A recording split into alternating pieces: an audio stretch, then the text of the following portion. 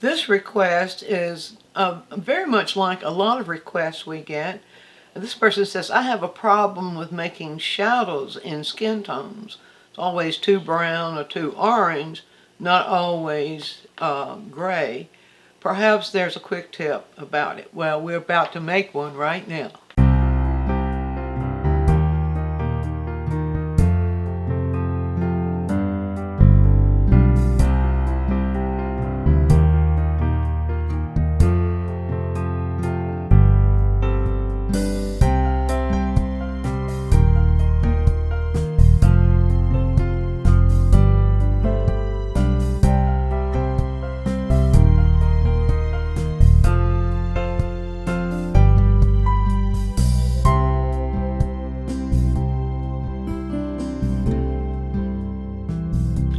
There's no exact answer for this question, just like there's no exact answer for how do you get skin tones. Skin tones, consider all the races that we have in the world. And even with races that carry a generic skin tone, they're never the same. Some tones are lighter, some are darker, some are cooler, some are warmer.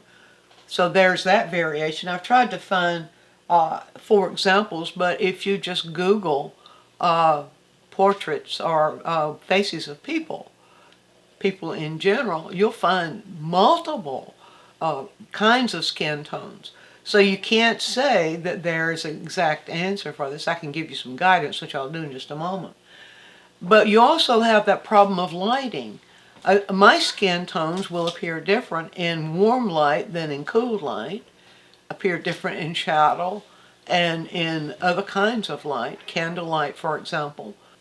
The important thing is that you learn to see the color of the skin tones you're looking at, and you're going to discover that in any single skin, the color is going to vary. But you can always start with the main color you register. In order to see the color, it's important to be able to see what hue that color is. Now I have other quick tips on reading color and reading hue. Right here I have something that's available on our on the website DianneMize.com. We have this free for you. And what this does, it takes all these fully saturated hues that are on the color wheel, and it shows you what happens when each one of those becomes desaturated by its complement. Best way to desaturate any color is to add its complement. Now why is that important? Because the one thing that all skin tones have in common is that their color is desaturated. The hue is desaturated. Another way of saying that is it's more neutral.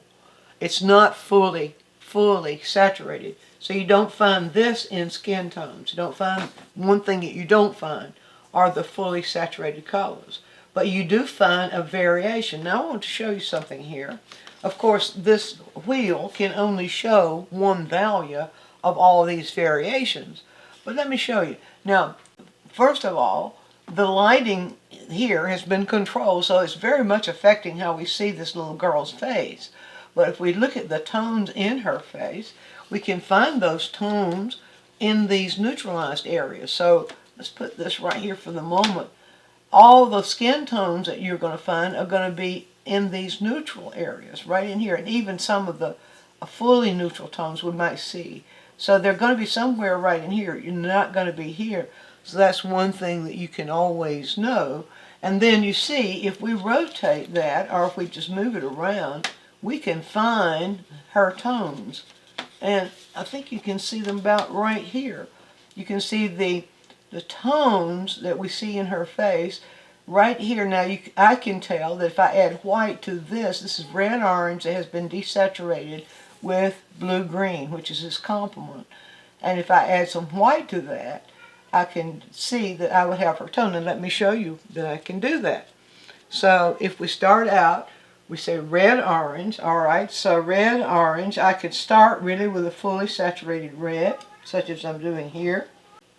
All right, now I can make a blue-green. If I have a blue-green in my tube, I can use that, or I can simply use a blue, such as ultramarine blue here, and I can add the yellow to that blue and create a blue-green. And So you've got all kinds of choices. We do have blue-greens in our tube colors. But if we take a blue-green like that, now I want to get that blue-green, I want to get the red-orange desaturated to about the point I'm seeing in her skin tones. So I'll take a little bit of the blue-green and add to this.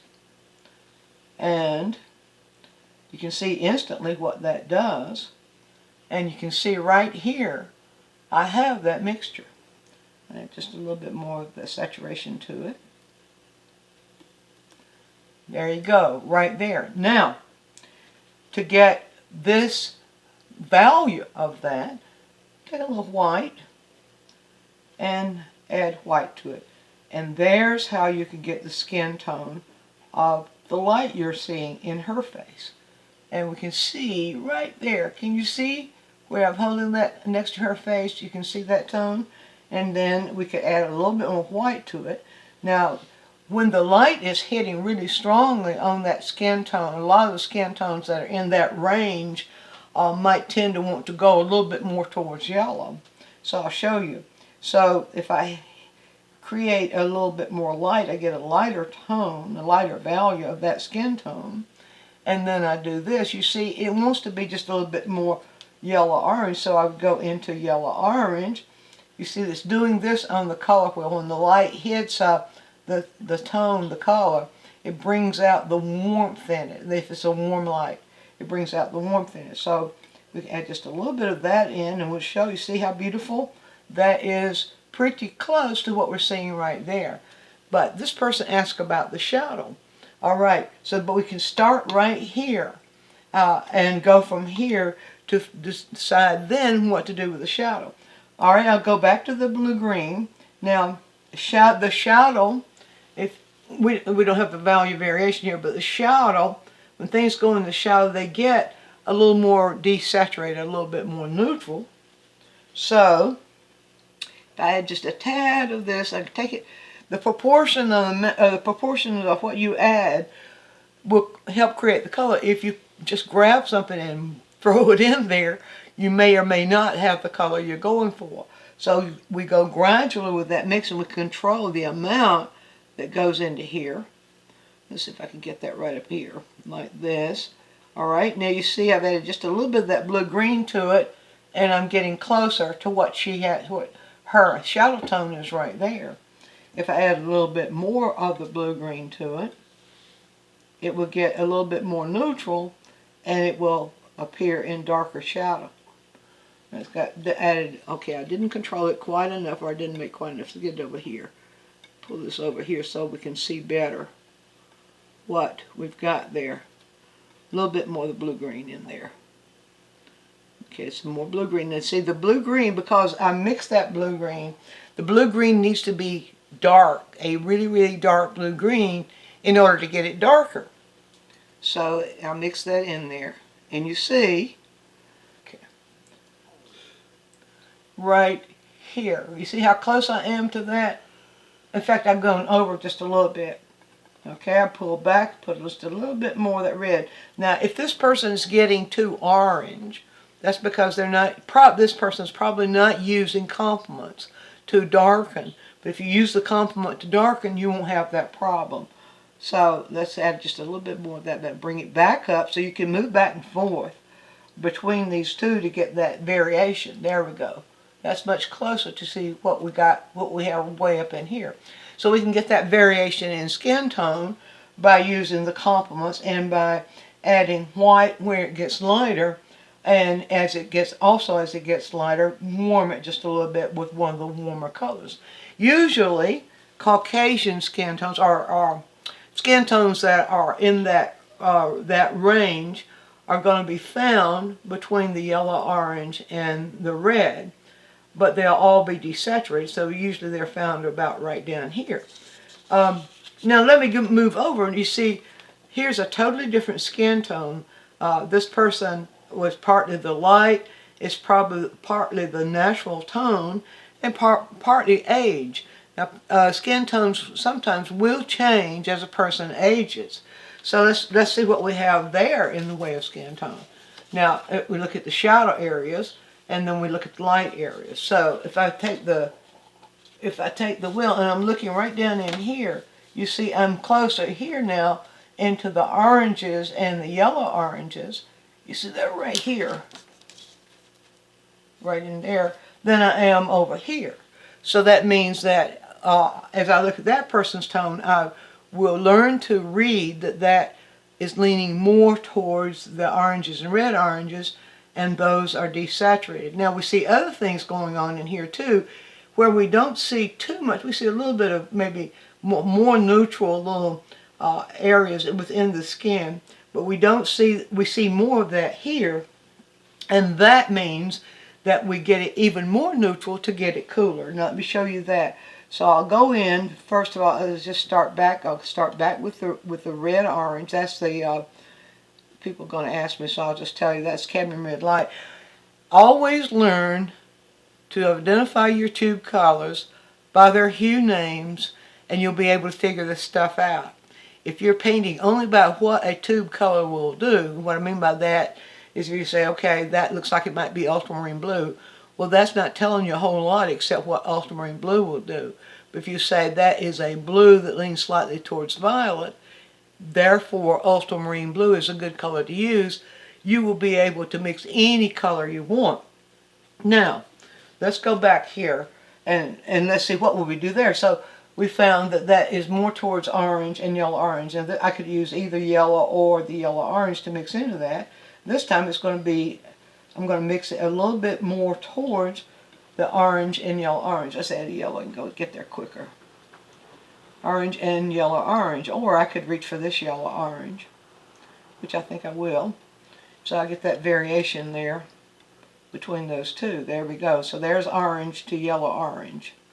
Now that's the highest intensity, the highest saturation. Well, I look across yellow orange and I see blue violet as the complement. That's always necessary if you want to be able to get these without problems. Look across the color wheel for the hue that you'll need in order to fully desaturate that. So that's it. That is blue violet, and then violet for yellow, blue violet for yellow orange, and blue for orange. Well, I have ultramarine blue right here, and if I add just a touch of alizarin crimson, ultramarine blue already leans a little bit more toward blue violet, but I can pull alizarin crimson as a red that leans towards red violet. So if I put just a little bit of alizarin crimson in there, I should have the exact complement. So see, we go through all these things, but it really ends up being an adventure and a fun adventure, and a fun adventure when we approach color like this, where we're not just guessing, but we're mixing it because we know what hue does to hue, and that's what I'm doing here. So now, if I see her skin tone's very much lighter than that. Well, first of all, I'm going to take just white by itself and mix with this. Right in here. Now, white does knock down the saturation just a bit. And even in some tones in baby's skin, sometimes you might find that just adding white alone will be what you need. But you see, her tone is much grayer than that. So that tells me I need to add the ultramarine blue, or I need to add the blue mixture, I should say. So what I'm going to do is to get that value. This makes it much easier to control the value when you do it this way. So value correct. Always value correct before you mix colors, especially when you're using the colors to desaturate. And now, let's pull a little bit of this. I may not have that red enough. Let's pull this back in here. Now let's see what that gives us. But that might give us very, very close. Very, very close. Okay, I do need to mix more red back into it. Okay, we'll add just a little bit more. And what I'm going to do this time, here's how we can control that. We'll take the red on this side. We value correct the red. Get the red the same value. This red-orange really, but that's sufficient. Get that the same value. Now pull just a tad of this in here. And you see, we're going to, I bet you that's going to be very, very close. We're getting closer. It's telling me it needs to be even bluer. So, Get, I might have gone, no I didn't. I bet you I'm right there. I bet you I'm pretty close. I'm pretty close to that. It's just a little bit more red. So you read the color by its hue. And it will always tell you, see I'm getting there now. Put just a little bit more of that red back in. It did have a lot more red in it than I really saw in the beginning. Let's pull that back and read that now. There. It's right in there. You see that? Okay. Now we got that, and that really is, it's variations of that mixture that we're seeing in all that light. But we're also seeing it get grayer or more neutral. And to get it grayer or more neutral, we add more of the complement to it. Now already I know that I'm going to need more. I'm just going to take this. I'm going to need more of this into the blue to get that closer to that red-violet. There we go. That's a better way to do it now that I've made a discovery. Now, let's do this. Let's pull this over here and get this more closely aligned with the red-violet. With blue-violet, rather. All right. Now, as we move towards this, then, we should be able to take this and mix in here and come very close to what we're seeing there. And there you go. You see how we're getting closer to that? It's still telling me it needs a little bit more red in it. So, but that's the neat thing about using this method of mixing. That if you learn to read when you're mixing the color, if you learn to read what your mixture is and compare that to what you're looking at in terms of hue, in terms of, is it more red, is it more blue, is it more red, or is it too saturated or not saturated enough, too desaturated or not saturated enough, then you can get that. So let's do this. Let's pull this into this. Let's pull it right in here, yeah. And see, there we go. You see there? See how close that is? And of course then as it gets darker, we can add the darker to it. And add a little bit more of the darker right in here. You see? And that's getting much closer. That needs more red. So we'll just add more red. And, okay, can you see there? So you see we control the light to the shadow of the skin tones simply by using what we know the color will do to color. So we got the same issue, we approach every skin tone this way. So let me just point out, because I don't want to make this too long, just want to point out that this fellow's skin tones fall more towards red-violet, and let me show you that. We will do this, and you can see it right here.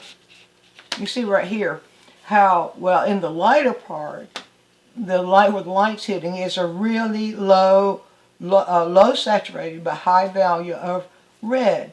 But then we can see as those shadows, as we get into those shadow areas, and they're very, very dark in this photo, so it may be a little difficult to see if I can find an area where we can see it really good.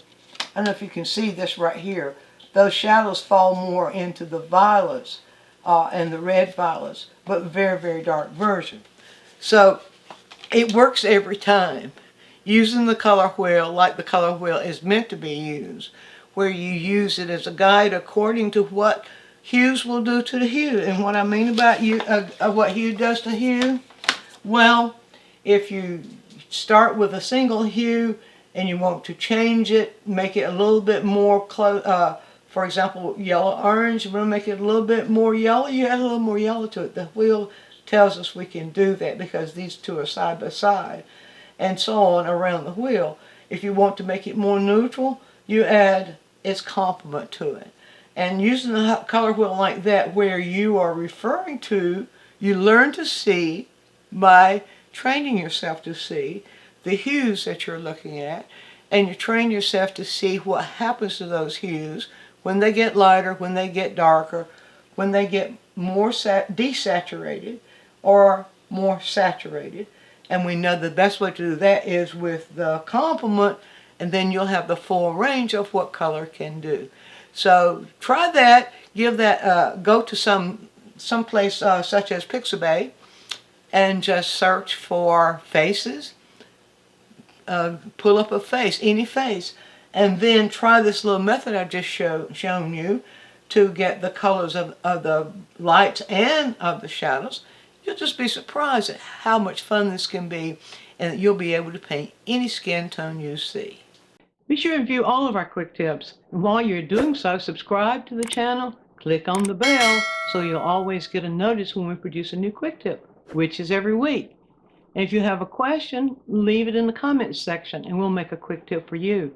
Also, take a trip over to DianneMize.com where I have full-length lessons, downloads, DVDs, lots of other stuff there, some free stuff for you. And while you're there, you can subscribe to the newsletter, and that way you'll always be informed every time we do something new.